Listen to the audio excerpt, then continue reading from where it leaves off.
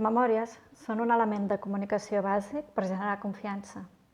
I la confiança és un element imprescindible per la captació de fons. Sense confiança no hi ha captació. És per això que treballar la transparència, la comunicació, la rendició de comptes esdevé un element clau dins de la nostra estratègia. Sovint ens preguntem, com han de ser les memòries? Llarga o curta? Digital o en paper? Amb molt de text o visual? Ha de rendir comptes o hem de comunicar?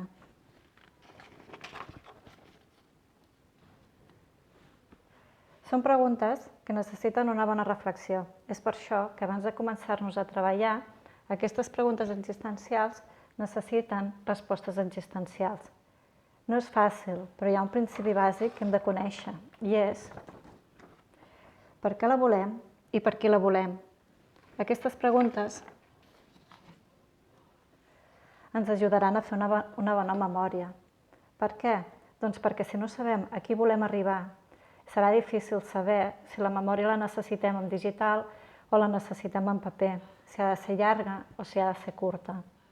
A nivell de tendències, podem dir que les memòries han de ser com més curtes millor, lluny de les descripcions llargues, dels gràfics, de les estadístiques, però hem de tenir clar per què la volem. Si volem una memòria que comuniqui i que arribi, haurem de fer una memòria el més gràfica i visual possible.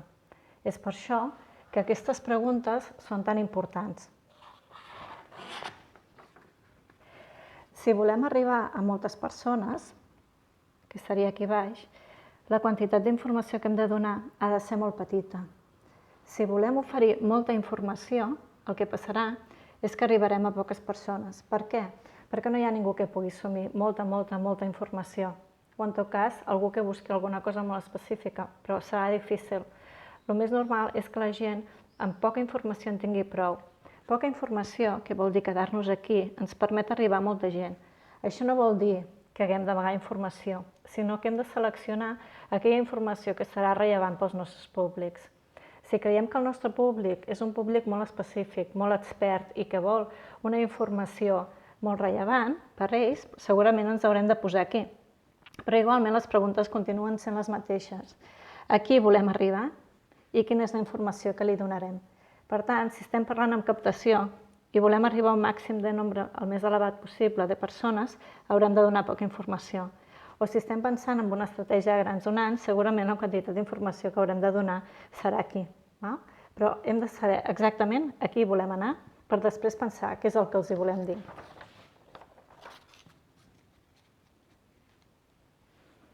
Sí que podem intuir que hi ha una sèrie de coses que hem de pensar per fer una bona memòria.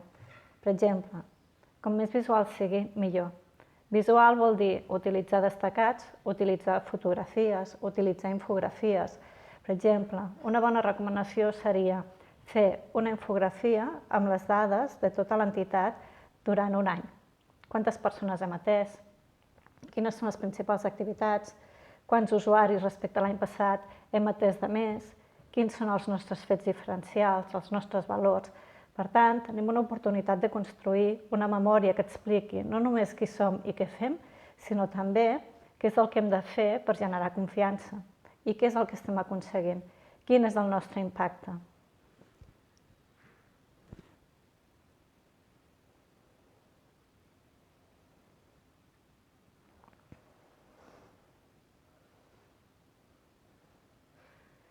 Un altre aspecte bàsic que podem utilitzar a les nostres memòries són històries de vida o testimonis. Històries de vida no vol dir que haguem de vulnerar la intimitat de ningú, sinó senzillament explicar què és el que aconsegueix la nostra feina, què estem aconseguint amb el nostre dia a dia. Si nosaltres no hi fóssim, què passaria amb aquest col·lectiu que estem atenent, o amb aquests arbres que estem salvant, o amb aquest tros de riu que estem recuperant. Per tant, aquesta és la pregunta que hem de respondre. Si la nostra entitat no hi fos, què és el que passaria? I això és el que ha de transmetre la memòria, ser capaços d'explicar què és el que la nostra feina està aconseguint. I com més gràfic i visual ho puguem explicar, molt millor. També us diria, no posem moltes pàgines si estem pensant en un format paper o en un format digital. Intentem posar les justes i necessàries. Sempre és fàcil posar, però no posar més informació ens garantirà més comunicació. Per tant, el que us diria és intentem sistematitzar, posem menys perquè amb menys segurament arribarem a més. Un recurs que hem dit és la infografia, l'altre és fer ús de fotografies, en aquest sentit, per descomptat, vigilar els drets d'imatge de les persones, però sempre és molt més recomanable posar una mala foto de l'entitat que una bona foto de banc d'imatges.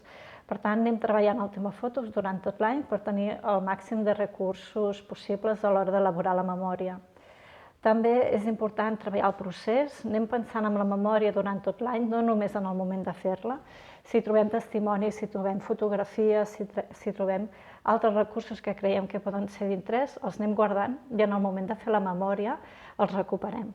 Si algú diu o creu que té dos públics molt diferenciats, perquè es troba en aquests punts, potser ha de fer un tipus de memòria per poques persones i potser n'ha de fer una altra que arribi a més persones i, per tant, més poca informació.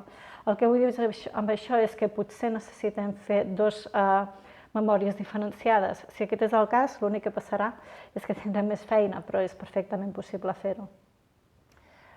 També us diria no confonguem una memòria amb el portal de transparència. Si necessitem rendir comptes amb la llei de transparència, això ho podem fer a través de la nostra web i, per tant, allà sí que podem posar tota la informació que considerem que és d'interès. En aquell punt, segurament, posarem tota la informació que sigui de necessari compliment, però arribarà a poques persones. Per tant, això és un altre tema. Estem parlant de captació, per tant, la captació ens ajuda a situar-nos per aquests punts. Per tant, el que estem fent és, si volem arribar a moltes persones, la quantitat d'informació que hem de donar és menor. Si volem arribar a menys persones perquè necessiten més informació, llavors el tipus de memòria canviarà i haurà de ser diferent. Hauríem d'entendre la memòria sense frivolitzar, però com si fos un diari. Frivolitzar vull dir en el sentit que no ens ho preguem seriosament, al contrari, sinó que fóssim capaços d'oferir una lectura en diagonal. Que aquelles persones que estan interessades en la nostra entitat puguin anar llegint la memòria, puguin anar passant pàgines i quedant-se amb idees bàsiques.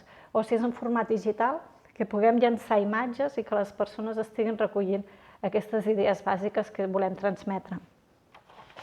És per això que, per acabar,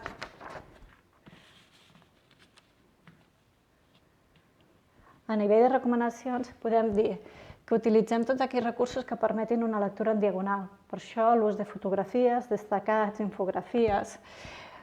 Si podem i tenim pressupost, millor professionalitzar. Una bona memòria sempre és molt millor que una memòria feta en Word o feta amb un PowerPoint. Per tant, si tenim recursos disponibles, molt millor. I l'ús de fotografies, com hem dit. Com a recomanació, també podem veure i agafar d'inspiració altres memòries d'altres entitats que ens hagin agradat, ja siguin en format paper o en format digital. És veritat que la majoria de memòries són en format digital, però no oblidem el paper. Si els nostres públics necessiten un format paper, els hi haurem de donar un format paper.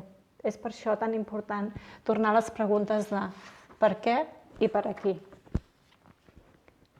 Fer una memòria que ens agradi a tots serà difícil, per tant, si volem posar el focus en captació, haurem de tenir molt clar que el que volem aconseguir amb la memòria és captar.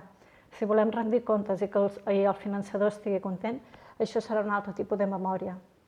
Sigui com sigui, hi ha molt de camí a recórrer amb les memòries. És un espai per passar-nos-ho bé, per desenvolupar la creativitat i, sobretot, per explicar de forma senzilla i el més propera possible què és el que fa la nostra entitat i què és el que estem aconseguint. Molts ànims amb les memòries, sort i endavant!